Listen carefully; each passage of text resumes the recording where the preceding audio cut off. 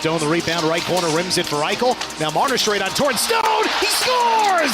Hacky Sack from his backhand and flutters it in out of midair, and the Knights have tied it 1-1. This is the VGK Insiders Show. Rebound left corner.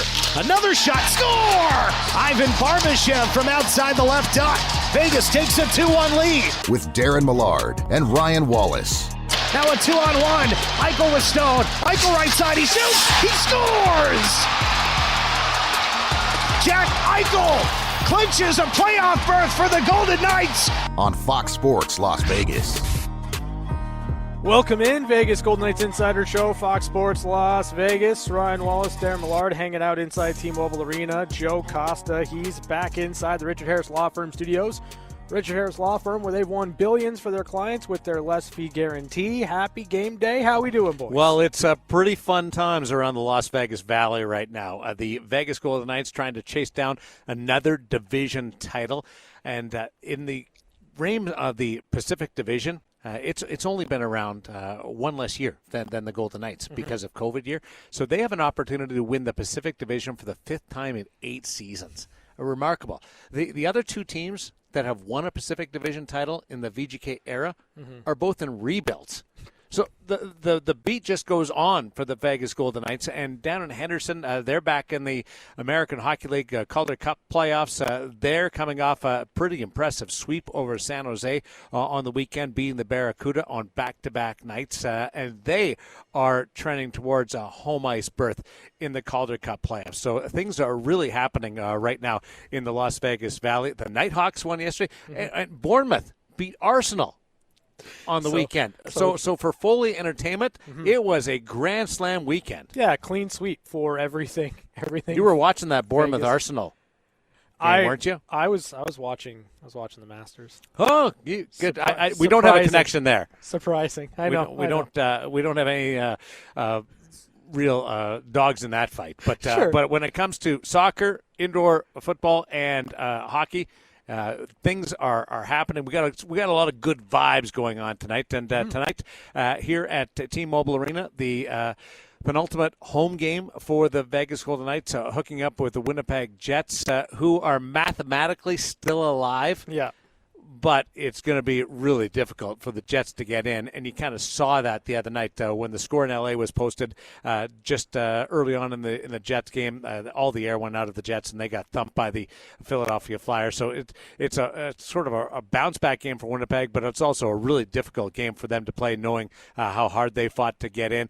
Hopefully Vegas can keep their train going down the tracks with great momentum, and if Vegas wins out this game against Winnipeg tonight and Seattle on Wednesday, it will give the Golden Knights that much coveted home ice spot in the first round and the division title in the Pacific. Yeah, absolutely. I mean, that's really what it's about now for the Golden Knights with 2 games left. It was nice to get in. It was nice to get the X by your name, clinch another playoff berth within the organization. However, now there's a mission, an objective for the Golden Knights, and it is to take care of business your final 2 games on home ice against Winnipeg, against Seattle. And if you do that, doesn't matter what the Oilers do. It doesn't matter what the Ducks do. It doesn't matter what the Kings do. You will lock up home ice advantage. You will lock up a division title, and that's what's at stake here for the Golden Knights with 2 games left. But a lot of uncertainty still remains, despite being able to enjoy the moment of beating the best team in the National Hockey League this year in their barn and lock down that playoff spot in the process. The Vegas Golden Knights are looking around the Pacific going, okay, who do we play? We don't know. No. Where are we going to finish? We don't know. Where are we going to start? T-Mobile or on the road?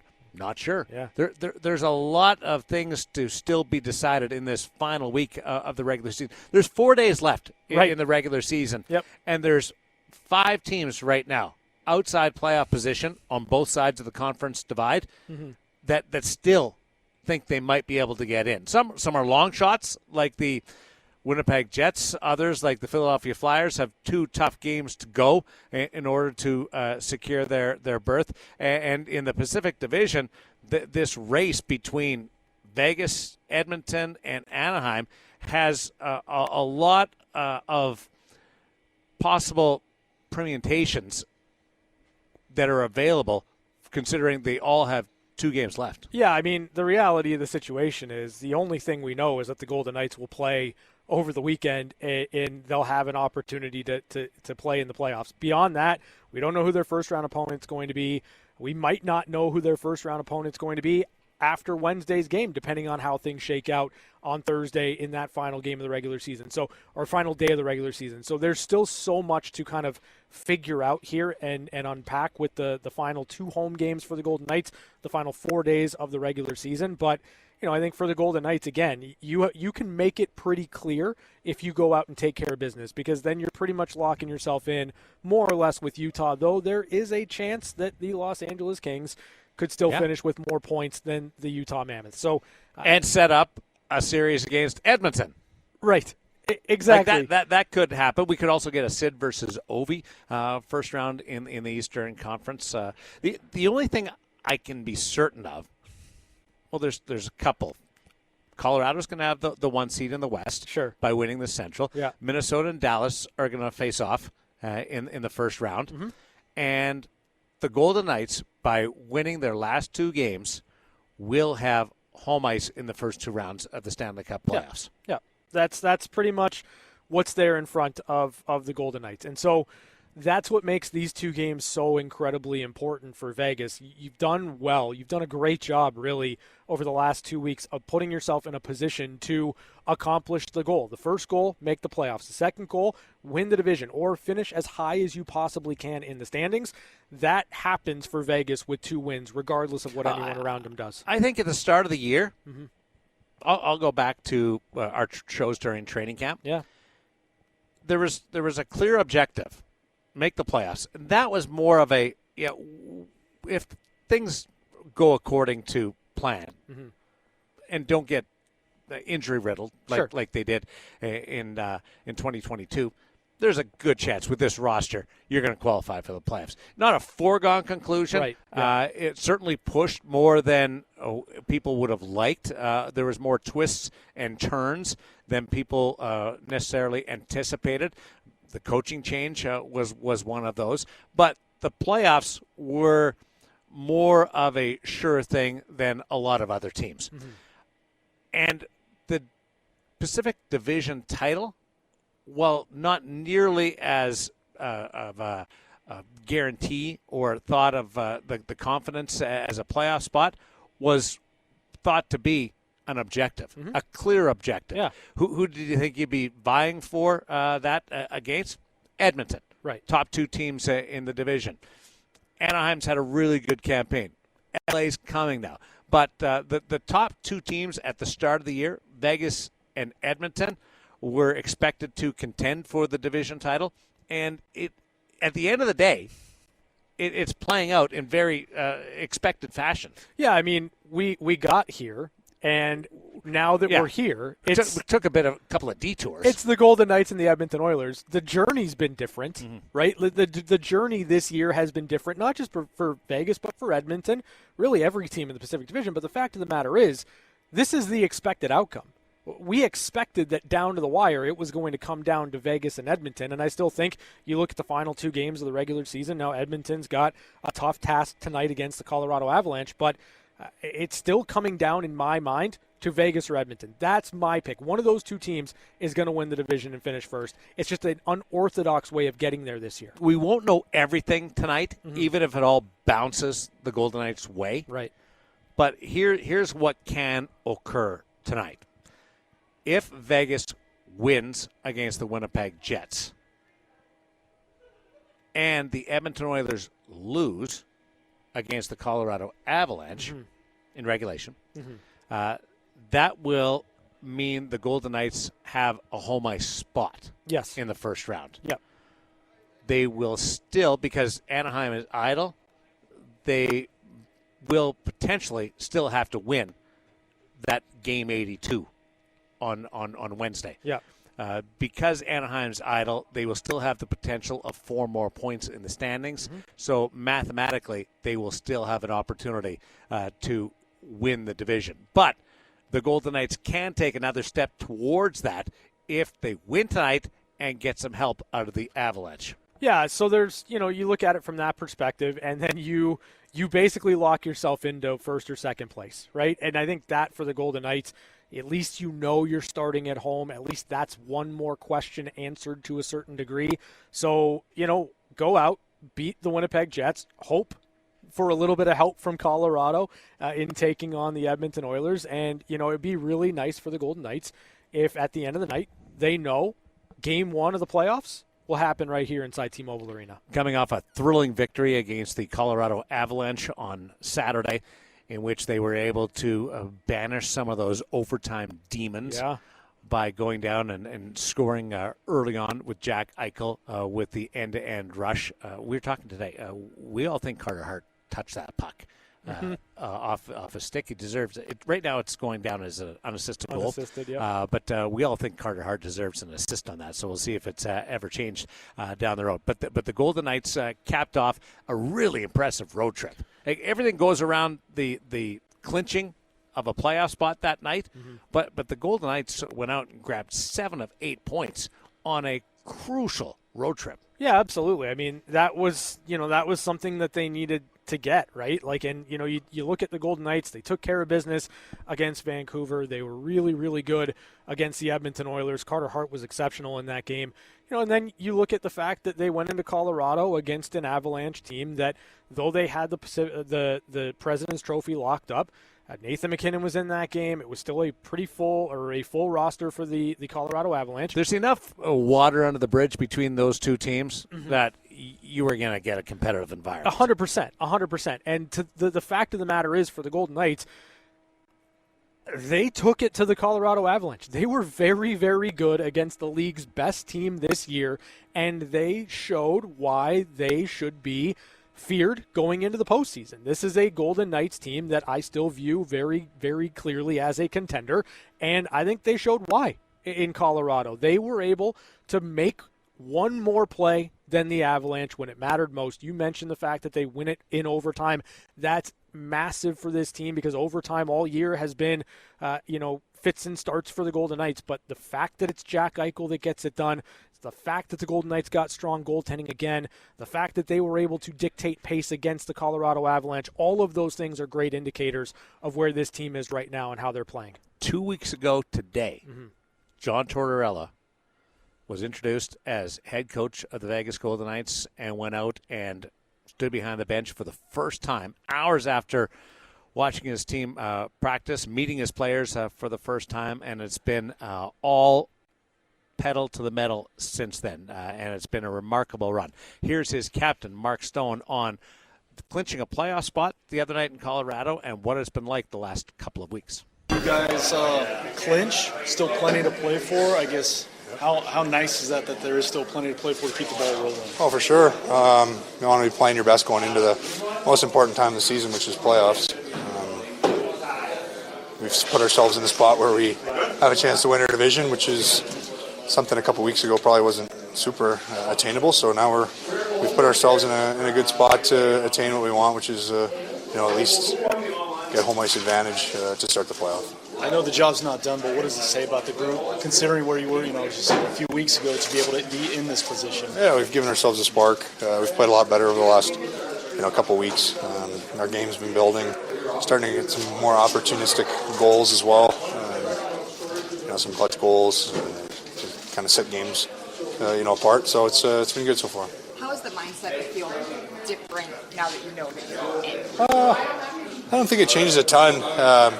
I think at the end of the day, our goal is to win the division. So, if we win the night, we give ourselves a chance to win our division on Wednesday. So that's kind of what we're playing for now. And opening up at home helps too.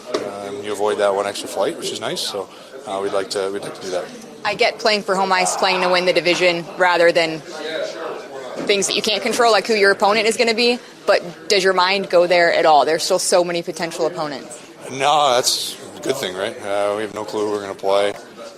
Could be any one of 4 or 5 teams. So it's a good thing. We can just focus on the team we're playing tonight and try and, like I said, keep getting better. So it helps you just worry about yourself?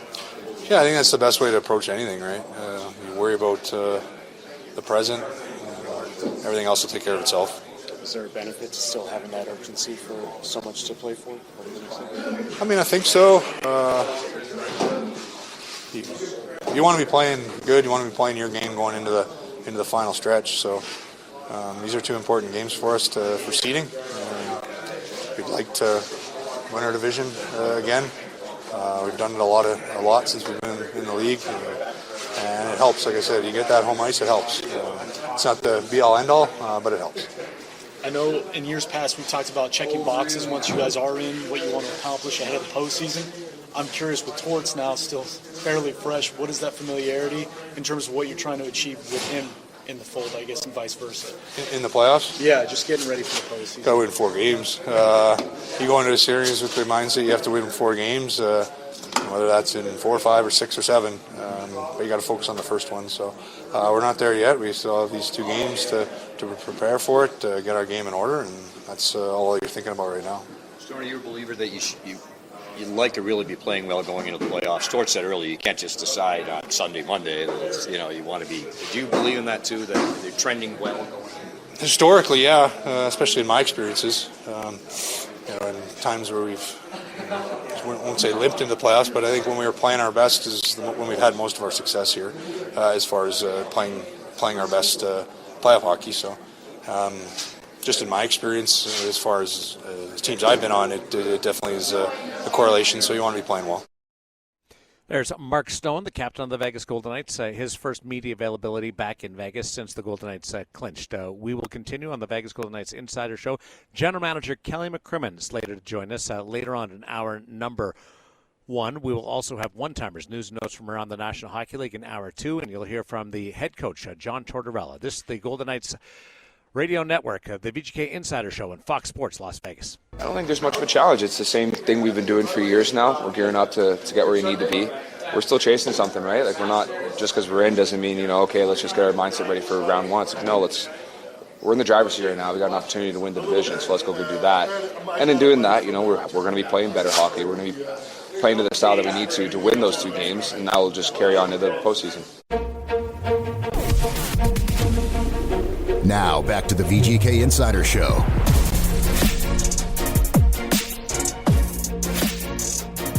Golden Knights on a roll. It's the VGK Insider Show from T-Mobile Arena.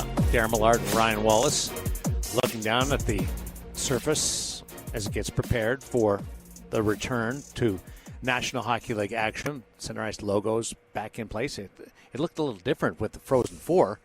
Now it just feels like home again. Yeah, it does. It's familiar. Everything looks good on the ice, and I can't wait to watch the Golden Knights take on the Winnipeg Jets in a couple of hours. Keegan Colasar talking this morning about playing their best hockey at the right time. You heard Mark Stone lament about in teams that have had success in the postseason that he's played on, they've always really gone into the start of the playoffs on a nice roll. That appears to be happening right now, and if what we want to occur actually takes place, and the Golden Knights win out, beating a team that's hanging by a thread to their playoff lives in the Winnipeg Jets, mathematically still there, but realistically won't make the playoffs, and the Seattle Kraken, who are not going to make the playoffs. If you beat 2 non-playoff teams coming in, the Golden Knights will go into the Stanley Cup playoffs on a 10-game point streak. Yep. Yeah, I mean, you want to talk about getting the results for sure, but, the fact of the matter is you don't get to a 10-game point streak. You don't get to finish the season 7-0-3 by accident. It's something the Golden Knights have really been building toward. It was the traction we had been kind of waiting for over and over and over again for this season. But not only would they be going into the playoffs on a 10-game point streak, they'd be going in. Be the best stretch of the year, too. It would be, but they'd be going in 7-0-1 under John Tortorella. That's got to make you feel really good and confident going into the first round of the playoffs. The last regulation loss by the Golden Knights, however, was against these Winnipeg Jets. Yeah, the Jets. On that 3-game road trip. And the last time they faced the Seattle Kraken was a defeat in beyond regulation. Shootout. So these 2 teams are not middle of the square of the bingo card by any means. We're calling it on the TV side tonight the VGK Redemption Tour. Sure. Not only do you secure the division title if you win out, but you right a couple of perceived wrongs in the recent play of the Golden Knights. Yeah, I mean, the reality of the situation is the Winnipeg Jets have been a team that, is just kind of mired in a down season, but they're a year removed from winning the President's Trophy. All the key pieces, or at least most of the key pieces, are still there, and they can give you fits because they're still a good team that's just had a bad year. Beyond that, the Seattle Kraken, they have had the Golden Knights number all season long, just like we had talked about the Edmonton Oilers before that final game against Edmonton to start the road trip. Like, that's an opportunity for the Golden Knights to get a victory over a team that has given them fits. So, if you're able to do that, if you're able to get 2 victories here against these 2 teams that gave you some trouble the last time you played them, then you lock up the division, and to your point, you're able to right a couple of wrongs and ride it all the way to a division title. Here's the situation in the Western Conference coming into tonight. And the Vegas Golden Knights occupy first place in the Pacific Division, 1 point ahead of both Edmonton and Anaheim. The Edmonton Oilers are in action tonight. We'll get that in a second. In the wild card, the Utah Mammoth are in the playoffs. Don't know exactly where they will finish yet, but they right now are wild card 1. And still fighting it out for the final playoff spot.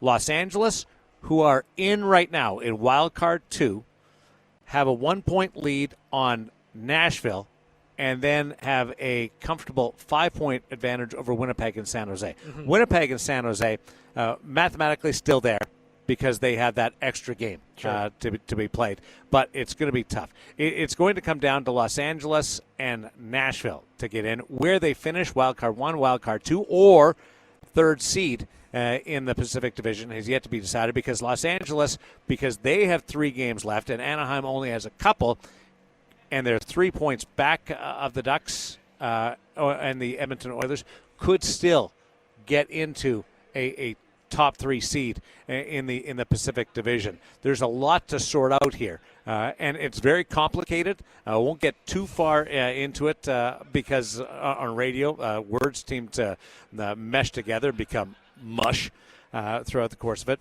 But there are some things to nail down. Tonight, Vegas faces Winnipeg. Mm-hmm. Jets will be eliminated with a loss tonight. And the Golden Knights, with a victory, will maintain control of their destiny for a Pacific Division title. The Edmonton Oilers, 1 point back of the Vegas Golden Knights, are at home to the Colorado Avalanche. They need to be able to put a couple of wins together to force Vegas to win out. And the Los Angeles Kings, clinging to that lead over the Nashville Predators, are on the road against Seattle, while the Predators host the San Jose Sharks. Mm-hmm. So a lot will, or has the potential to happen tonight in the Western Conference and the Pacific Division playoff pictures.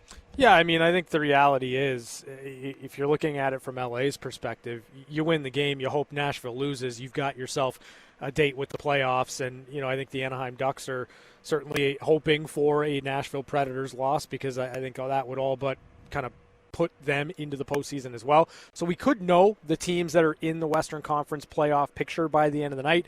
However, as far as the matchups and all of those things go, I don't think we're quite there yet. But for the Golden Knights, you look at the Edmonton Oilers and the Colorado Avalanche. If the Avalanche are able to beat the Oilers, and if that happens in regulation and Vegas picks up 2 points tonight, you lock yourself into home ice advantage, at least in the first round, and that's the objective on tonight's basis for Vegas. Some of it has to do with who plays who down the stretch, but Los Angeles still has enough points available to get to 93. Yeah. Which nobody's got to yet in the Pacific Division. Now, because of teams will be playing each other, that will happen between Vegas, Edmonton, and Anaheim. But Los Angeles has more of an opportunity ahead of them than people think, because so much has been focused on just trying to hold off Nashville, Winnipeg, San Jose to get in. Yeah, I mean, they've got runway, right? Like, that's the reality, I think, for LA, is that they, can win out. If they win their final 3 games, then, depending on how things shake out with the Oilers and the Ducks, LA could finish in a position where they have home ice. I don't think it's particularly likely, but it is something that is on the table, which is why nothing is really settled right now in the Pacific Division. Nothing's really settled in terms of what the matchups are going to be, because LA is a bit of a wild card in the sense that they could finish in that second wild card spot. They can get up to first place or for the first wild card spot, or they can finish as high as second in the Pacific Division if they run the table and everything else kind of falls out around the Oilers and the Ducks. Now, you want a word of warning for tonight's game? Playing a team in Vegas against a club that is not going to qualify for the playoffs in the Winnipeg Jets, and certainly Wednesday's game against Seattle Kraken, who are already eliminated. Last night, Anaheim Ducks fighting for home ice, fighting to stay in the mix for a division title, lost to the worst team in hockey. Mm-hmm. Yeah. Got a single point out of that game, but had to scramble to get a single point out of the game against the Vancouver Canucks.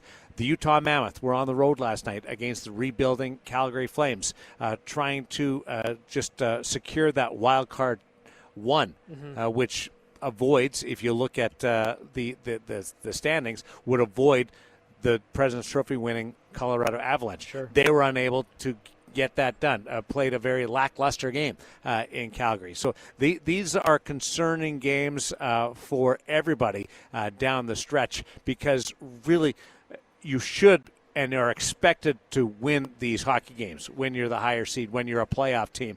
But the unknown in how the other team's going to react. Are they going to play like they would if they're teams in a playoff race? Are they going to play like a team that's been eliminated? There's a lot to navigate there, and it's certainly difficult for the team that is in the favored position to, one, you got to be mentally prepared. Mm-hmm. Physically, you got to go out and get it done. And two, the opposition has a say about this. Yeah, absolutely. And I mean, you can't take any team for granted, or you can't take any team lightly in the National Hockey League, but there's also, there's a pressure, right? There's a pressure on the Anaheim Ducks to go out there and perform. And, especially down the stretch here, you are in unfamiliar territory for this core of players, chasing down the playoffs, trying to get yourself, to a spot where you clinch and you can get home ice advantage. There's even though Utah's in, there's still something to play for, and there's pressure down the stretch going into the postseason. So, I think you look at it from teams playing with house money. Calgary, Vancouver, they're getting a look at some players. Like, all of those things are true, but I think for the teams that are chasing down the playoff spot, or realistically going to make the postseason, they're dealing with that type of pressure where you have to go out there and make something happen, and you got to learn about your team in these games. It's hard to articulate because you don't want to disrespect another team. Mm-hmm. But I would rather face a Jets team tonight that are, for all intents and purposes, not going to make the playoffs. Yeah. Than I would against a Vancouver team that's completely out of it, that has a bunch of call-ups, that have players getting their first experience. There's a lot of enthusiasm around that group. Yeah. It's odd to say based on the caliber of seasons that they've had, but Winnipeg is dealing with a fresh disappointment of what happened on the weekend and pushing them to the brink of elimination. That's harder to turn around. Now, they can come out and they can get a great game tonight from a very talented roster. They have Kyle Connor and Mark Scheifele and Gabe Velarde and Josh Morrissey. Good and team. Both goaltenders are going right now. Yeah. So they have a really good roster, but the freshness of being eliminated or pushed to the brink is something that's more difficult to overcome than a Vancouver or Calgary or Chicago type of situation. Yeah, I mean, listen, if the Winnipeg Jets hadn't had this late season surge, right, if they hadn't had this push that gave them hope that they believed they could still get in, I think that, Winnipeg's maybe in the same boat where you're getting to look at some different players. And it feels more like a Vancouver-type scenario, even though I would make the argument every single day of the week that there's too much talent on this Winnipeg roster to ever take them for granted. Now, all that being said, to your point, it's crushing It's crushing to have that late season push. It's crushing to think that you have a legitimate opportunity and then it just kind of slips through your fingers. Even though mathematically they're not eliminated, it would take a miracle for them to get in at this point. It's going to sting. And it's going to sting these players that had that belief in the room that if they could just get in free of all that pressure, maybe they can make something happen in the postseason. It's just not going to happen now. So you want to know the effect that John Tortorella has had on this team? Well, sure. You go with the wins and the losses, right? Mm-hmm. Yeah. Being able to have what right now is an 8-game point streak, but 6 of those games under John Tortorella, 5 of those are victories. But you dig into some of the numbers. So point percentage, the Vegas Golden Knights under John Tortorella over this time span, the last 6 games, they're first in the National Hockey League. Goals per game, they're top 10, just shy of 4 goals per game. But the biggest turnaround is they're finding ways to keep the puck out of the net on a much more consistent basis. Some of that is goaltending, and Carter Hart has been spectacular since coming back from injury, and John Tortorella has been very complimentary of Adin Hill and his games that he's played for the new head coach. But the team defense, coupled with the goaltenders, they're allowing exactly 2 goals per game in the 6 games under John Tortorella, and over that stretch, their ranking in the National Hockey League is number 1. So that's the impact, whether it's being more aggressive in the D zone, whether it's the enthusiasm of the group and being able to see a light at the end of the tunnel and having some success,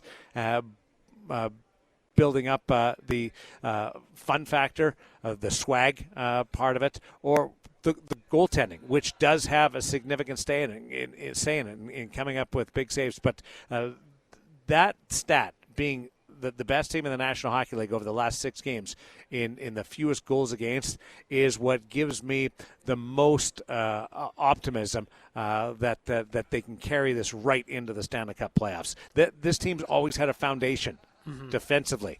They're finally getting it all to come together at the same time. Yeah, and I think that's kind of the key, right? Like you mentioned, there's multiple factors at play here. Obviously, individual goaltending, individual play out of Carter Hart and Adin Hill is a part of it. But the way the Golden Knights are going about defending and you know, their ability to kill more plays in the defensive zone, I think probably blends into this as well. And you know, to some degree, when you're playing with confidence, when the goals scoring is coming, it seems like you're not too focused or too concerned on one goal against. You're able to kind of mitigate that, get by that, and that's been, you know, one of the keys, I think, for the Golden Knights. But you know, it's all coming together at the right time, and you knew that the Golden Knights, if they were able to get that number down, if they were able to get their team save percentage up, they were going to win a lot of games. And it's bearing out that way under John Tortorella. And they have options in goal. For the first time all year, you really do have options with established goaltenders. Akira Schmidt is going to win the most games for this team all year. Right. But it was his first full year in the National Hockey League, and he did some remarkable work keeping the team in it when Adin Hill was out, and then Carter Hart was out. But this is what the Golden Knights envisioned when they brought Carter Hart in, is having this 1-2 punch with Adin Hill and Carter Hart. Yeah, I mean, that's the reality of the situation, right? Like, you don't go out and sign Carter Hart if the objective at the end of the season isn't for your tandem to be Carter Hart and Adin Hill going into the postseason. They're both healthy. They're both playing well at the best time of the year. And so you're going to ride that. And you know, I don't know what the plan is going to look like in terms of how you deploy your goaltenders in the postseason. But the fact of the matter is, John Tortorella has mentioned it multiple times here, both guys are going. And that's a good problem to have if you're the Vegas Golden Knights. Adin Hill's been good, Carter Hart's been good, and that's the best case scenario moving forward, is that they continue to play well and continue to play to that level to help this team win when it matters most. The general manager of the Vegas Golden Knights, Kelly McCrimmon, stops by every Monday on the VGK Insiders Show. He's coming up next on Fox Sports Las Vegas. In the playoffs? Yeah, just getting ready for the postseason. Got to win 4 games. You go into a series with the mindset you have to win 4 games, whether that's in 4, 5, or 6 or 7. but you got to focus on the first one. So we're not there yet. We still have these 2 games to prepare for it, to get our game in order, and that's all you're thinking about right now. You're listening to the VGK Insider Show. Captain Mark Stone scored a beautiful goal the other night against the Colorado Avalanche, bouncing the puck back and forth and then tapping it in, helped the Vegas Golden Knights to get by the Avalanche in overtime. He was also on that rush as the top players for the Vegas Golden Knights have really stepped up their production as of late. When you go through some of the numbers for Vegas, and during the course of this 6-game run or 8-game point streak, whichever one you want to look at it, the likes of Eichel, Marner, Barbashev, and Stone have all led the way. Yeah, absolutely. I mean, Mitch Marner had a hat trick and a 5-point night. Jack Eichel wins the game. Pavel Dorofeev back on the score sheet. Tomas Hertl over the last couple of games has had a couple of assists, so it feels like he's moving in the right direction. Rasmus Andersson's been tremendous for this team, activating in the offensive zone. Points are sticking to him as well. Just production from the blue line in general has been great under John Tortorella. So you're getting scoring from everywhere, top of your lineup, middle of your lineup, and from your back end. Hear from John Tortorella in hour number 2, plus a little inside look at the National Hockey League with news and notes, stories from this playoff push in the National Hockey League. That's in hour number 2 of the VGK Insiders Show. But for Vegas, they will alter their lineup a little bit tonight as Brandon Saad comes out in favor of Riley Smith, just trying to keep this thing fresh and keep everybody on point in the final week of the regular season. Yeah, I think it's important, obviously, for Riley Smith to continue to get into games. I've loved the energy that he brings to the table when he is in the lineup. And, I think for John Tortorella, it's all about trying to figure out how to maximize the line combinations, how to maximize his roster. And so you get a little bit of a different look tonight with Riley Smith back in the fold. So if Smith can kind of catch fire alongside Tomas Hertl and, move that line in the right direction or move that line in a positive direction, then, you're likely putting yourself into the postseason as well. So we'll see how things shake out. But for Riley Smith, another opportunity to impact the team on the ice. Yeah, opportunity being the key word. Yeah. Like, play your way into a position where you make the coaching staff have to really think about taking you out. And there's not a guarantee that you play again on Wednesday. Yeah. I would assume or guess, not assume, I would forecast that they might play with things a little bit in these next 2 games to give everybody one last look before the start of the Stanley Cup playoffs on Saturday and Sunday. So this might be the last chance to really grab everybody's attention. Yeah, I think that's a really good way of looking at it, right? Like, you've got the opportunity in front of you, and oftentimes you'll hear coaches say, and it's a cliche, but it's true, like, the players will make my decision for me. And, I think for Riley Smith and Brandon Saad, that's kind of the territory that you're in right now. We know what the top 2 lines or the different configurations are going to be at the top of the lineup for John Tortorella. We know what the 4th line is going to bring to the table. You're not messing with that. So go in there, do your thing, and make it impossible for Torts to take you out of the lineup. That's what's on the line here for Riley Smith and Brandon Saad. He's been on the job for a couple of weeks, and he admitted today he's kind of got the 3-line sets that he goes to. He's got the one with Jack Eichel centering Barbashev and Stone, the other one with Marner in that spot, and then he's got the option where he loads up throughout the game. That one's more of a spot situational approach, but he has firmly grasped the potential of what this group has to offer offensively with those combinations. Here is the Golden Knights general manager, Kelly McCrimmon, who joins us for his weekly visit on Fox Sports Las Vegas with Darren Millard and Ryan Wallace. Talked to Torts today and just asked him about what he's seen from his group and the evolution from behind the bench. You made the coaching change. You've watched this team go undefeated in regulation since John Tortorella took over. What's been the biggest takeaway for you in the last couple of weeks? Well, I think John getting more familiar with the personnel, so I think that's been great.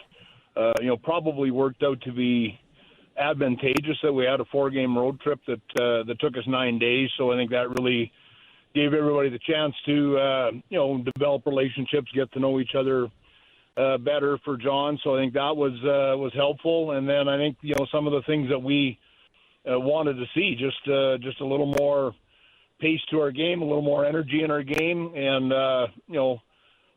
defense more involved. I think we've had a little bit better look offensively. So those are some of the things that we're after. I think that, the two real kind of key wins for me at Edmonton and at Colorado, those are good wins. And I think you learn from games like that. So we've got, the division under our own control now. Hopefully we can play real well here on home ice tonight and set ourselves up for Wednesday.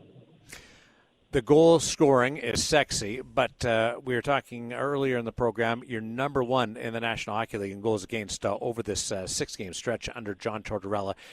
Did you see that happening, or was that part of what you hoped would occur? Well, I think with sample sizes that small, that's a little bit dangerous. But I think it just if you're just doing things with another half a step, I think it allows you to close on people quicker. I think John's trying to have our team put more pressure on in the offensive zone and the defensive zone, so maybe that's some of what you're seeing. And I think the other thing, Aiden Hill's played real well and Carter Hart has played real well. So the goaltending over those 6 games has been much better. And if you're going to look at just numbers, I think that their numbers have been really strong over those 6 games, and that's something that we just haven't had as consistently over the course of the season as we would like, and it's encouraging to see both those guys playing well. Kelly, you highlighted the road trip and the wins over the Edmonton Oilers and the Colorado Avalanche as being, wins you learned something a little bit about your team. What did you learn about your team now under John Tortorella in those 2 wins? Well, finding a way to win, right? That's I guess probably first and foremost, because there's so many games over the course of an NHL season that one team finds a way to win, one team fails to do that. So I think that was encouraging. I like the fact on Saturday that the stakes were what they were, where the game in the afternoon, LA and Edmonton, LA was able to beat Edmonton, which put us in a position if we won that night that we would, clinch a playoff spot, which has been our goal, and then put ourselves in, in control of the division. Obviously, there's work to do for that to happen, but we put ourselves in that spot. So I like the fact that the players rose to the occasion. In that most recent game in Colorado would be something that I thought was encouraging, and just a lot of things about that game. An overtime win, which has been a real Achilles heel for us. Jack Eichel scoring, who we want to get scoring a little bit more. Great play in overtime to get the winning goal. So some of those things were real positive as well. General Manager Kelly McCrimmon with us on the VGK Insiders Show on Fox Sports Las Vegas. You said you liked your goaltending at the trade deadline, but needed them to play better. Is this the best we've seen out of your goaltenders all year, this stretch? No, what I said at the trade deadline was I didn't like our goaltending, but I liked our goalies, is what I said. And I feel the same way. That's exactly how I feel, and I'm happy for Carter that he's been able to get back in the net. He missed 33 games, I believe, and Aiden's year he missed 39 games, and it just takes some time, a while, for a guy to find a rhythm. But I thought both of them have played well. Aiden's played 2 of the games under Torts, and Carter has played 4. But good goaltending across the board for us. That's been part of this for sure. I thought I was closer to having that right than you made it sound. Well, you weren't. You were wrong.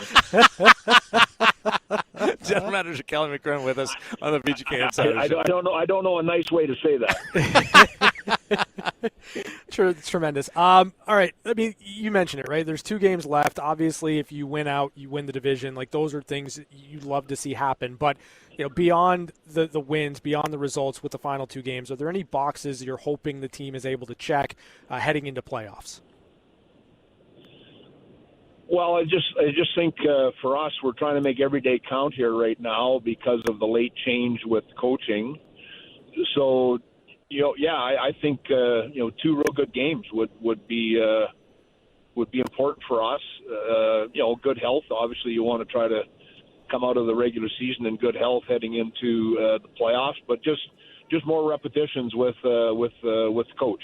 That would be for me. You want to feel like your game is rounding into form. That's what you're looking for, and I think if we stay on the path that we are on here right now, I think we'll feel good about going into the playoffs. I think in terms of where we finish, we want to win the division because that's what good teams want to do.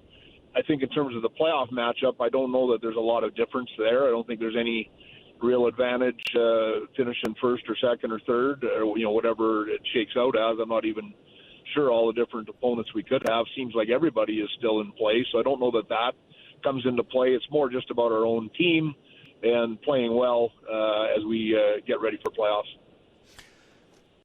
Thanks for this. I appreciate it. Checking with us every week on the VGK Insider Show. And next week we'll be into the Stanley Cup playoffs. So this might be the last opportunity that we have to thank you for that. And really do appreciate it on behalf of the listeners, all your candor throughout the year. Yeah, you bet. Thanks for having me, guys. There's a general manager of the Vegas Golden Knights, Kelly McCrimmon, with us on the VGK Insider Show on Fox Sports Las Vegas. I love that he was just like, yeah, you're wrong, and there's no good way of saying that. Paraphrasing it, I was on the money. I didn't say it verbatim as he said it. I was hoping that we could round it up. But if you go by the actual quote, I was wrong. Paraphrasing it, I was closer to being on the mark. But it's not the first, or will it be the last time that it is pointed out that I was slightly off the mark on something in a conversation between Kelly and I. Mm-hmm. The VGK Insider Show continues. Just going a little bit long here. We'll be back just after the top of the hour with hour number 2 on Fox Sports Las Vegas. Stone the rebound, right corner, rims it for Eichel. Now Marner straight on towards Stone. He scores! Hacky Stack from his backhand and flutters it in out of midair, and the Knights have tied it 1-1. This is the VGK Insiders Show. Rebound left corner. Another shot. Score! Ivan Barbashev from outside the left dot. Vegas takes a 2-1 lead. With Darren Millard and Ryan Wallace. Now a 2-on-1. Eichel with Stone. Eichel right side. He shoots. He scores! Jack Eichel clinches a playoff berth for the Golden Knights. On Fox Sports Las Vegas. Hello, hockey fans. We're getting ready for this Game 81 for the Vegas Golden Knights in the National Hockey League season, hosting the Winnipeg Jets tonight, finishing up the season on Wednesday against the Seattle Kraken. 2 more games in the National Hockey League season for the VGK. Win them both, and the Golden Knights guaranteed to be Pacific Division champions in the 25-26 campaign. Yeah, I mean, it's right there for the Vegas Golden Knights, which is kind of wild considering where things were 2 weeks ago when John Tortorella made his coaching debut for the Vegas Golden Knights. But, by virtue of going 5-0-1 under Torts, by virtue of the fact that they are, right now riding an 8-game point streak, the Golden Knights are right there. Now all they've got to do is finish the job, win the next 2 games, and doesn't matter what anyone else around you in the Pacific Division does, you will win another division title. Golden Knights with an opportunity to finish first in their division, in the Pacific Division, for the 5th time in 8 years that the Pacific Division has been up for grabs in the 9 years that the Golden Knights have played. Remember that COVID year put everybody into different divisions. Colorado and Vegas tied for the division title that year, but Colorado won on a tiebreaker and claimed the President's Trophy. So they've actually, if they win the division this year, that would be 6 times that they've finished with the same number of points or won the division in 9 years. How incredible is that? Yeah, I mean, that just doesn't happen, right? It doesn't happen for a lot of different reasons, but the fact of the matter is to continue to be right at the top of your division year over year, every single year, especially for a team that isn't even a decade old, it's remarkable. It's a testament to the longevity. It's a testament to kind of reinventing the team every couple of seasons to continue to compete, to continue to be right at the top. So a lot of accolades and a lot of praise should be going to the Golden Knights front office and the players on the ice and the coaching staff behind the bench for getting the job done should Vegas win another division title. So here's the significance of it, and just a little history of. Let's start with the Pacific Division. Okay. The Golden Knights with an opportunity tonight to win the division in back-to-back years, which they haven't done yet. Mm-hmm. That would be a first. Me too. So a little more added history to it. But the Golden Knights have won the Pacific Division 4 times: 2018, 2020, 2023, 2025. This would be year number 5. The only other teams to win the Pacific Division in the Golden Knights era, the Calgary Flames, have done it twice.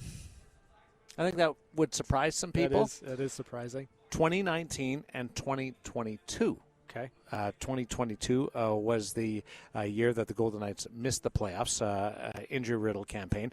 And the Vancouver Canucks also won the Pacific Division since the inception of the Vegas Golden Knights, taking home the title a couple of years ago in 2024. Remember, that was under head coach Rick Tocchet when they had all those great players. And how different is the Vancouver Canucks organization just 2 years later from winning the division title. So being able to be in contention for what would be 5 Pacific Division titles in 9 seasons gains extra significance and makes it even more impressive when you consider where the other 2 organizations currently are that won the Pacific during the time that the Vegas Golden Knights have been vying for a title. Yeah, I mean, you just think of those 2 teams, the Calgary Flames, the Vancouver Canucks. They are, in a lot of ways, unrecognizable to what they were when they won those division titles. And, the fall off for Calgary and for Vancouver specifically, has been immediate and quick. And, I think the reality of the situation is, and it leans into what I was talking about, that for the Golden Knights, it's not about complacency in any way, shape, or form. It's about continuing to raise the bar year over year to make yourself a contender. And the best way to do that is to be among the very best inside of your division and try to make that path one that makes sense when you get to the playoffs. And the fact of the matter is, if you're the team that keeps coming back, that keeps winning division titles, and you're there year over year over year, and everyone else around you is not, you're doing something right. And just look at the recent winners that haven't been the Golden Knights and where they are right now. It's going to be a long time before the Flames and the Canucks are challenging for a division title. Expand our look league-wide. 3 teams have won 4 division titles in the time that the Golden Knights have been a franchise. Washington Capitals, Colorado Avalanche, and Carolina Hurricanes. The Avalanche and Hurricanes both winning division titles this year to give them 4. 6 teams have won 2. For comparison, the Jets Thrashers franchise has 2 division titles in team history. Yeah. And one was in 2007 in Atlanta. The other one was last year when they won the President's Trophy. So there's the Edmonton Oilers haven't won a division title since 1987. So it's not easy what they've been able to do. Certainly have taken advantage of that incredible inaugural year and kept the momentum going. The Golden Knights would separate themselves. Right now they're equal with Washington, Colorado, and Carolina with 4 division titles in 9 years. They win the next 2, they've got 5, most in the National Hockey League. Yeah, I mean, that would be an accomplishment in and of itself. And, again, it's not an easy feat to do this the way the Golden Knights have, the amount of times the Golden Knights have. They Roster would be, churn. Exactly. And that's the thing, right? Like, so often we start to think about this team, the aggressiveness that they have shown, not just on the ice, but off the ice, in remaking the lineup, remaking the roster in order to get better. And that I think is what sets the Golden Knights apart. Every single year we're doing this. There might be a little bit of a change. There might be a big change. But this team gets the job done because they're unafraid to make really tough decisions in the offseason or in the regular season. Got John Tortorella coming up. But first, let's get a little word of the day. Okay, Fox Sports wants you to hit the jackpot with our code word of the day. You could win $2,026 just by listening up for the daily code word and texting it to 702-876-1340. Today's code word is neon. Neon, N-E-O-N, neon. Text neon to 702-876-1340, and you could hit the jackpot thanks to Lotus Broadcasting, Paul Padalaw, and Fox Sports Las Vegas. You know, neon's a gas. It's not a light, just a gas. Wow. Just learn something new every day. I learned that from one of my crosswords that I do. Really? I try and do 3 or 4 crosswords a week. So. Oh, I thought you were going to say a day. No, can't do it a day. There are the simple apps that can kind of guide you through where you can do multiples a day. But if you're hardcore like I am, right, then how 2 long, or 3 a week. How long does it take you to do one crossword? 2 or 3 a week. So do the math on that. So a couple days per crossword. Yeah, it's good. Are you ever stumped and then you take a break, you come back, and you're like, I know it now? Oh, all the time. Okay. Or I'll bounce things off the family. Yeah. Or you'll look it up. No, you don't do that. No. Won't look it up. I'll get the answer. I'll go to the answer key before I'll do that. Really? I won't cheat. In a way, it's cheating, but I won't just go look it up to keep it going. Right. I'll just go to the answer key and say I'm stuck here. I need to go that direction. Yeah. Okay, that's fair. That's fine. John Tortorella spoke earlier today. First time that the Golden Knights are back at City National Arena. He dropped some interesting information on us. Today was the first time that he was in the dressing room area at City National Arena in his time as head coach. Yeah. He's addressed the team at T-Mobile Arena inside the dressing room area. But at City National, all of his interaction with the players has occurred in the coach's office or in the team's video room, which he does his work game planning with the players and going through different videos. So he got down to the medical room and he got down to the players' locker room area. Just one of those tidbits that you'll get as you listen to John Tortorella ahead of this game against the Winnipeg Jets. Torts, how much of a luxury is it to still have something to play for with 2 games left in the season? Yeah, we get good athletes in our league. If they put the uniform on, they're going to play. So it doesn't matter, as you see in some of these games with some teams that are out, they still play hard. But we do have something to play for. But even if we didn't, I know the team would play hard. How much over the next couple of games do you want to see as far as maybe interchanging Hutton and Korzak on the back end, or Saad and Riley Smith? Do you see that kind of? Yeah, I'll do that with Smitty tonight. Smitty's going to go in tonight. Sauter will be out, although Sauter has played very well. I've got to figure that out. I like where the other lines are at and how I use them. So that's kind of the one area that I take Smitty out to get Sauter some reps. Sauter plays very well. Smitty wasn't playing that bad either when I took him out. So I'm going to switch them tonight, and we'll just see how that all works out. Compared to what you were at a couple of weeks ago, where have you seen progress, development in your group? I think in attitude and in confidence, swagger, whatever you want to call it. I think they have more and more been consistent as far as how we want to play, as far as just taking a chance and pressing, and not just in the offensive zone or neutral zone, but in our coverage defensively too, as far as taking time and space. The team has got to continue to just pressure in all areas, whether we have the puck or not.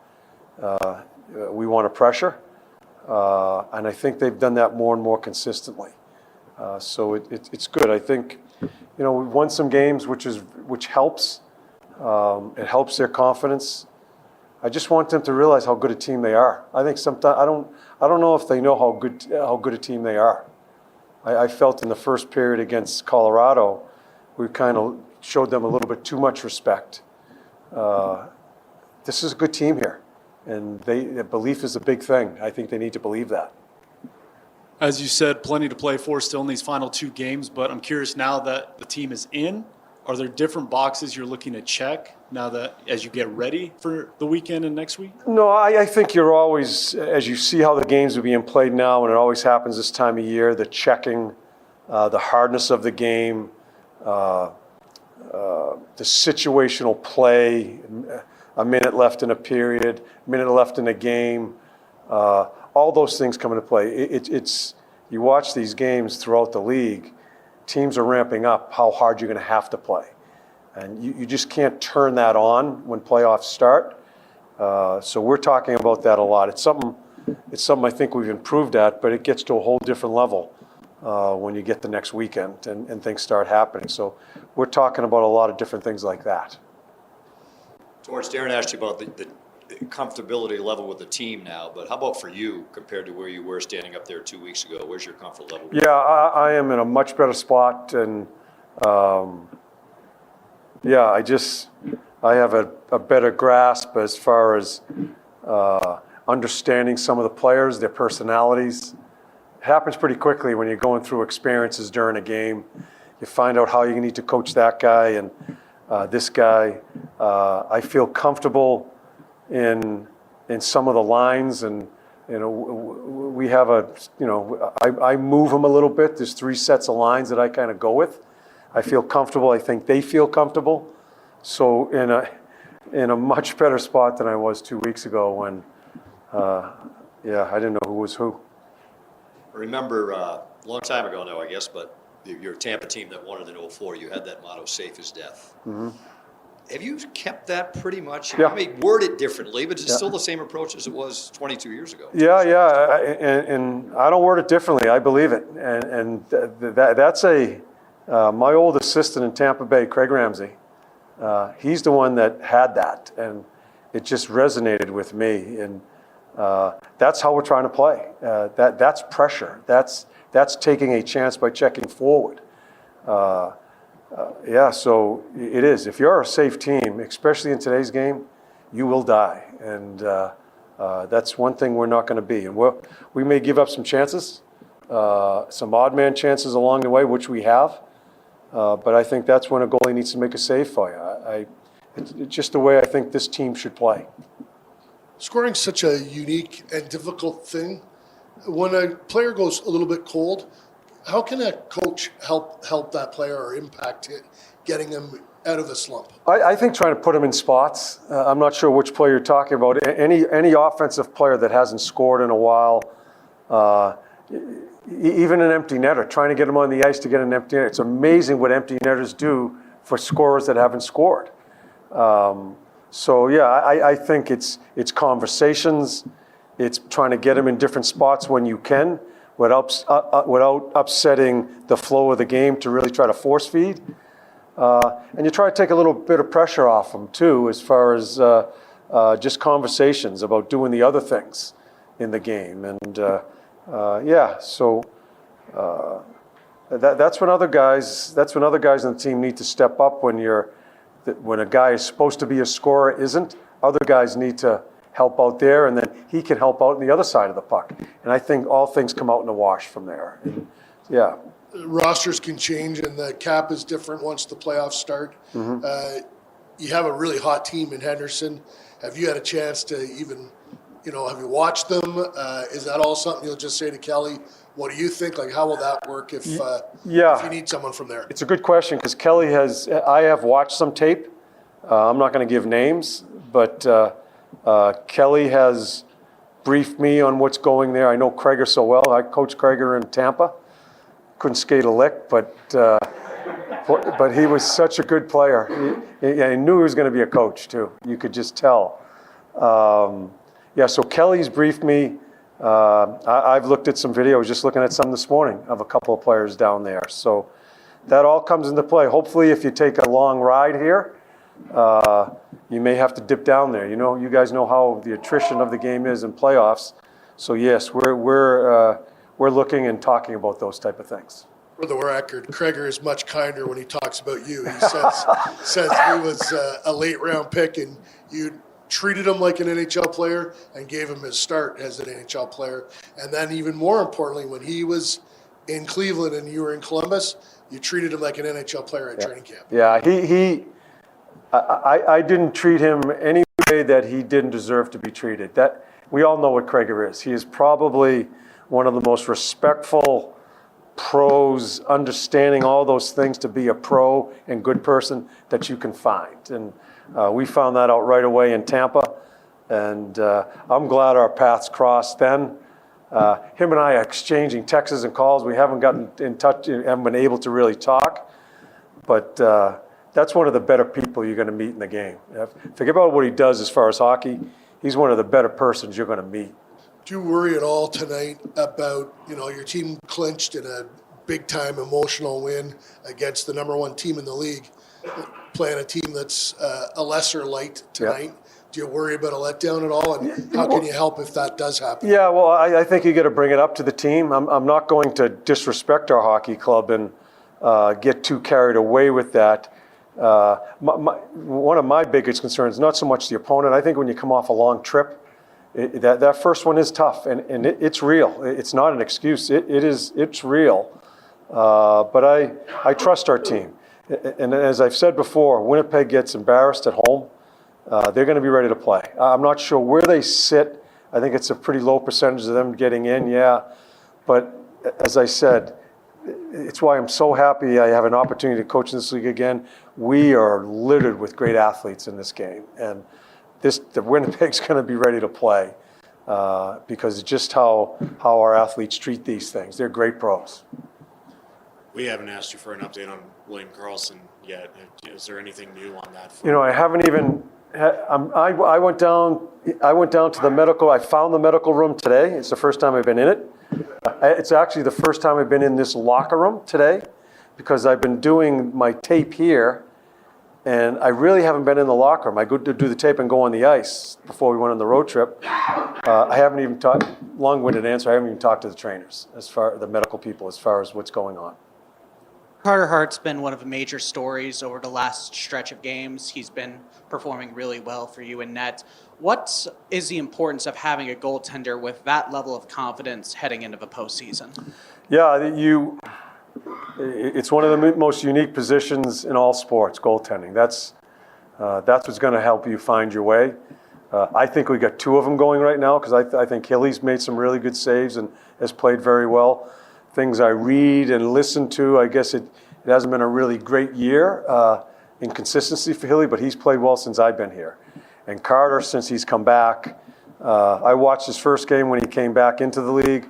It's too bad he got hurt as he went down the road a little bit. He's played very well. Big reason why we find a way to get 2 points the other night in Denver, how many saves he made. Plus their goalie made some good saves too. Carter's on track to be in a really good position here to lead the way as we enter playoffs here. Depending on what we do at our goaltending, I think both of them are finding their game at the right time. It's a must in playoffs. You just don't win without great goaltending. That's the advantage that the Golden Knights have. 2 number ones in goal.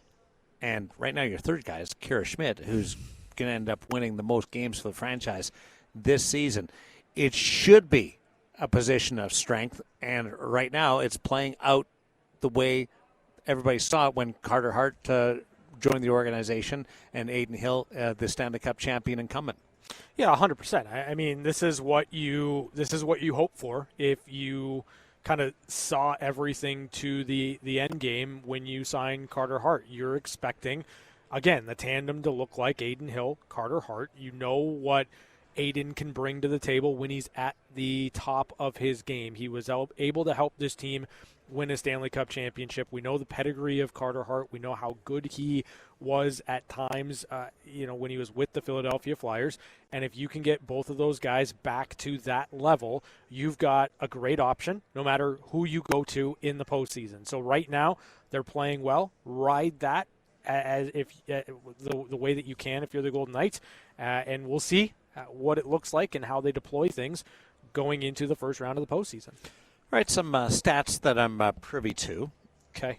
I'd like to pass these along whenever I can. Mark Stone scored a power play goal the other night, his 9th power play goal of the season. Stone, Pavel Dorofeev, and Tomas Hertl have scored over 40 power play goals this season between the three of them. That's incredible. The most power play goals for a trio of teammates this season scored by Dallas. That's Y. Johnson, Robertson, Hintz, Rantanen. That can go either way with but with those four players, any way you round up the three, you get 47. And then the Golden Knights next with a trio of players, Dorofeev, Hertl, and Stone, 41 goals on the power play this season. That's the most in a season by three Golden Knights. Yeah, I mean, that's tremendous, right? Like, we know Dorofeev does a lot of his damage on the power play, but Mark Stone's been tremendous in that area too. And in a lot of ways, Stone is the engine that drives the power play, his decision making, his ability down there by the goal line. So good company when you're with the Dallas Stars in terms of power play proficiency. This is a weird one. Ivan Barbashev scored his 349th point of his NHL career on Saturday. Okay. If he hits 350 in these last two games, he'll be the first player to record his 350th point for Vegas during a home game. Noah Hannafin did it, but that happened in Edmonton. Shea Theodore accomplished the feat. Happened in Dallas. William Karlsson, Riley Smith, Mark Stone, Jonathan Marchessault all did it on the road. I can't believe that's even a stat. That's for wild. one. Yeah. Number two, there's no rhyme or reason to that. Sure. And I wanted to be able to use that and tell everybody that stat, because I don't know another program, and I'm not going to use it on the TV side, because that stat doesn't fit anywhere. No. In any type of broadcast, that stat, Ivan Barbashev being potentially the first player to score his 350th career point with Vegas at home, like it doesn't fit anywhere. So I just thought I'd throw that out there. It's one of those stats I love because it doesn't tell you anything. No, but it's a statistic, right? Like it is like for stats people that don't love stats. Or for people that don't love stats in general, like that's one of those. I love stats. Yeah. And that is the most obscure stat I've heard. I like stats that give you some idea or indication of something, that tell you something. Even if it's murky, even if you've got to draw some conclusions to get there, I love stats that tell you something. That one doesn't tell you anything. I love it. One more for you, but we'll save that one for after the break. It's the VGK Insider Show on Fox Sports Las Vegas. We have tickets to see the Golden Knights take on the Seattle Kraken on Fan Appreciation Night on Wednesday. We'll give those away as we continue on Fox Sports Las Vegas. Carlson left corner, centered, one-timer, score! It's time for One-Timers. A quick look at news and notes from around the National Hockey League. Brought to you by Paul Pata Law. It's not about the injury, it's about the recovery. Couple of things. We're going to give away tickets to Fan Appreciation Night here at T-Mobile Arena, taking place on Wednesday. Vegas Golden Knights hooking up with the Seattle Kraken. That is going to occur at some point during One-Timers. Not yet, but the number 702-876-1340 will be open, and we will let you know when you can win those tickets. Call in. Also, when it comes to what's happening in and around the Vegas Golden Knights, the Paul Pata Law Hockey Parlay Contest will continue through this week. Now, normally it stops at the end of the regular season. But there's a reason why we have to just push it slightly into the first round. What is that? Well, we didn't have a winner last week, so we're up to $1,300. And I would be remiss, you would be remiss, Paul Pata Law would be remiss if we don't give someone an opportunity with playoff hockey over the weekend to win $1,300. So $1,300, there's a lot of reasons to keep this thing going. We're going to offer an exception for this week in the start of the Stanley Cup playoffs on the weekend. Beyond that, we're going to have to come up with a plan, because if we're going to eventually run out of games. Right. Or exactly. there won't be enough games in the course of the weekend. Right, it's a 3-team parlay. We have to have at least 3 different games we can choose from. So we have a couple of options beyond this weekend that we're looking at. One of them is my favorite. Okay, what's that? That's where I get the cash. Yeah, that's not going to work. That is this. There's been a few different things put forward. So far, that's my favorite, but we'll have a democratic discussion about it. I missed that idea being on the table. Yeah. There's like 3 options, and that's one of them. That's I 1, think 2, we should and just 3. we should just make it by random, like pull the plan out of a hat. But we'll see how it goes. Action tonight in the National Hockey League, significant from a VGK perspective. Jonathan Quick, yes, New York Ranger goaltender, is playing his last game in the NHL. 3-time Stanley Cup champion, one with Vegas, also backstopped a couple with the Los Angeles Kings, has played 19 years in the National Hockey League, last few with the New York Rangers, and tonight, before this game against the Florida Panthers, announced that he would be walking away from the game. So significant, one of the best, if not the best, American-born goaltender in National Hockey League history. 2-2, by the way, in that game against the Florida Panthers. Yeah, I mean, I don't know. It's hard to kind of quantify just what Jonathan Quick means just in the echelon of American goaltending. But, you know, to LA Kings fans, he's forever going to be the guy that backstopped them to their first and only 2 Stanley Cup championships. Came out of nowhere in a lot of ways, won that job, and was just an absolute force at the height of his power. The fact that there's some synergy with Jonathan Quick retiring after this season, same thing with Andrei Kopitar, 2 pillars for LA, and really did lead the charge for their most successful years in the National Hockey League. It's only fitting that they go out of the game together as well. Only U.S.-born goaltender to win 400 games. Ryan Miller's next at 391. John Van Beesbroek, 374. Tom Barrasso, 369. And rounding out your top 5, Connor Hellebuck of the Winnipeg Jets at 330. A good chance Hellebuck will eventually get there.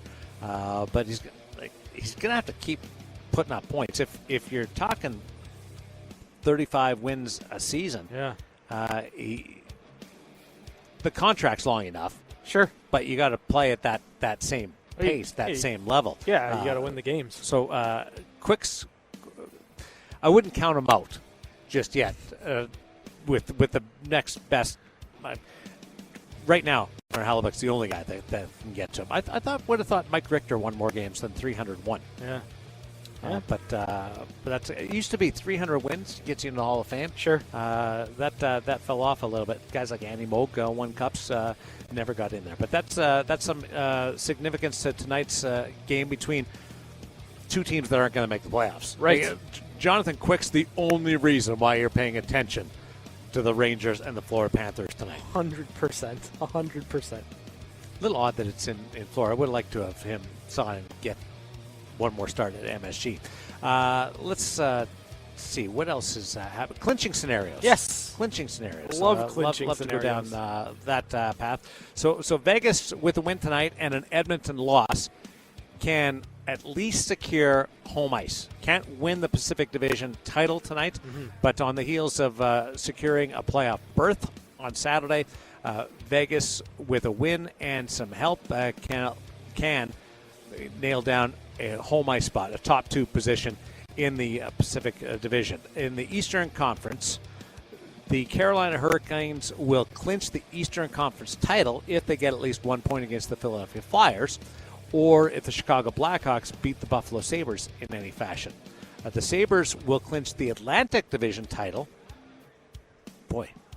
Wild. Didn't see myself saying that at the start of the year. No. Just try and get in. The Sabres will clinch the Atlantic if they beat those Blackhawks in regulation and with any result in the Tampa Bay Lightning Detroit Red Wings game other than a Lightning regulation win. And then there's another scenario that I won't get into.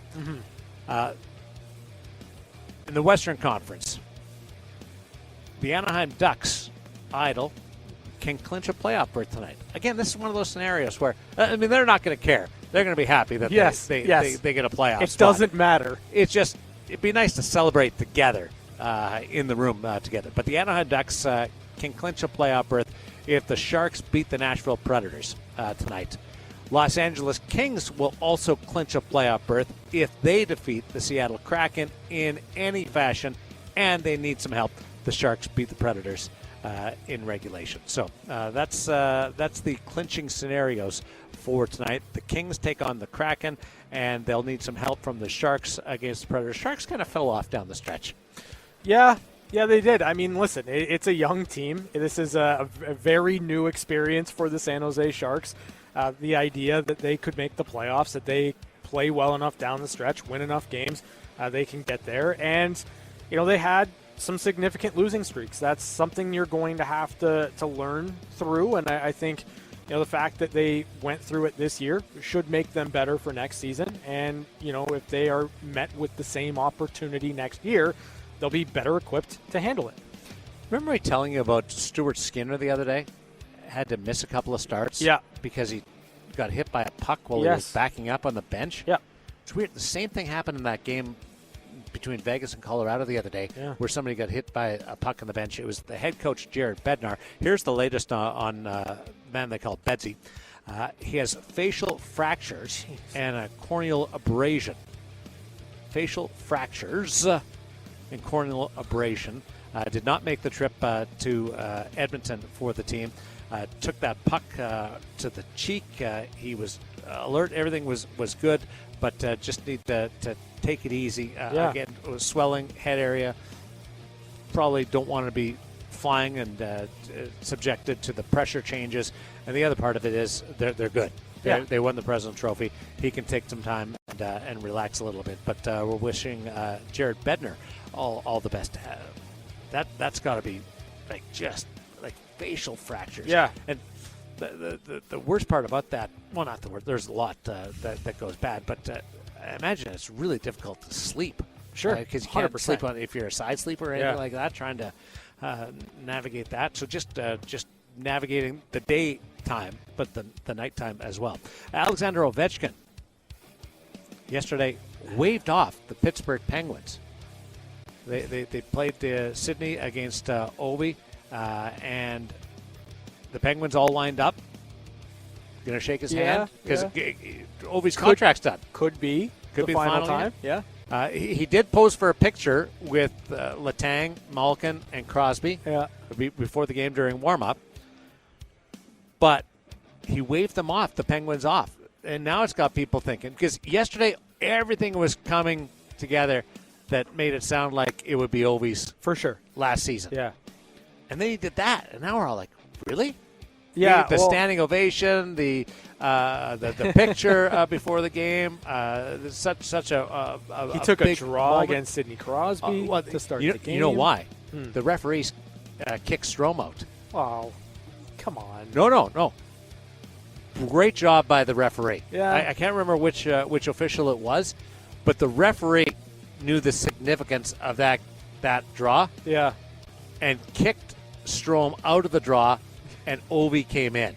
And I don't know how many draws Ovi takes during the course of it. It doesn't take any voluntarily. Sure. Only in that situation. So Sid and Ovi, in potentially their last game against each other, Ovi took the draw. Strome had a great line, though. He's like, fortunately, we didn't get scored on. So it was good. The only other guy I know that's been kicked out of a center ice faceoff at any point, start of a game, start of a period, after a goal. Yeah. The only guy I know was my buddy Jared Stoll. Okay. But he actually got tossed out because he jumped the gun. And the guys were laughing. Alec Martinez tells a story. The guys are laughing going, who gets kicked out of a center ice faceoff? That's the funniest thing. Strome can into it. So, again, the officials get a lot of criticism. That was a pretty cool moment by the referee. So do you read into Ovechkin waving the Penguins off? No, because everything has pointed towards that. Now, John Shannon on 100% Hockey Podcast this morning said he thinks that Ovi's avoided using the retirement word because he's going to go back and play in the KHL. Okay. So he'll keep playing, but he'll continue playing in the NHL and doesn't want to use the word retirement. Now, I think that would be pretty cool for the KHL. For sure. To have him, that'd be have him massive. finish up there. Wouldn't do anything for his legacy by any means, but I was convinced this would be his last year. Yeah. The waving off the Penguins. It's the Penguins. I do know bitter rivals. I do know that he's running low on sticks, because every team that plays the Washington Capitals, a bunch of guys are asking for Ovi autograph sticks. Yeah.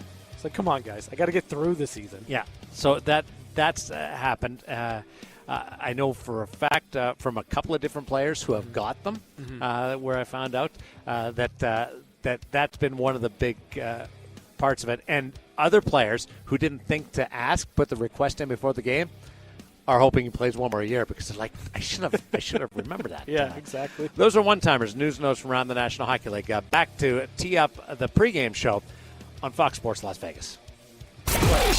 That was One-Timers. Brought to you by Paul Pata Law. It's not about the injury, it's about the recovery. I'm on fire over here, lads. Come on, I need some back and forth. Come on, what do you got for me? What do you got for me? Now make it quick. Make it funny. We're down to the wire. It's the last minute of play. Didn't do it intentionally. Honest. I wasn't trying to drag it out. I wasn't trying to make people wait. We've got tickets to see the Golden Knights and the Seattle Kraken play on Wednesday. Fan Appreciation Night here at T-Mobile Arena. I said I would give those tickets away during one-timers. I forgot. I was so concentrating on getting to break on time, because the bosses like it when I get to break on time. Yeah. So I sacrificed the tickets for my job, and now we'll loop back. 702-876-1340. Chance to see the Seattle Kraken take on the Vegas Golden Knights in Game 82 of the regular season is available. Which caller are we looking for? We're going to take caller number 8. You're a winner. That's perfect. Why 8? Just because. No real reason. Because I thought you would go 9. That's where I was expecting. 9? Just because the end of the ninth season. Yeah, no reason in particular. If I brought that up before, would you have gone 9? I probably would have just gone 8. Really? Yeah. Huh. I liked 8 today. It's interesting. Golden Knights against the Winnipeg Jets tonight. Golden Knights win their last 2 games. They clinch the Pacific Division title.